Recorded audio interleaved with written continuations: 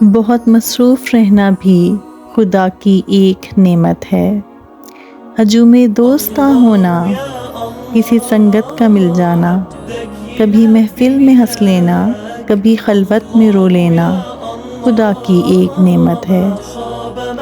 کبھی تنہائی ملنے پر خود اپنا جائزہ لینا، کبھی دکھتے کسی دل پر تشفی کا مرہم رکھنا، خدا کی ایک نعمت ہے۔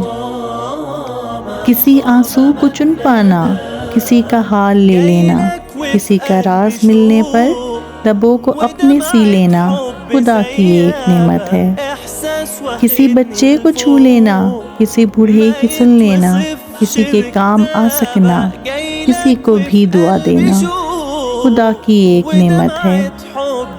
کسی کو گھر بلا لینا، کسی کے پاس خود جانا، نگاہوں میں نمی آنا، بلا کوشش ہنسی آنا، خدا کی ایک نعمت ہے۔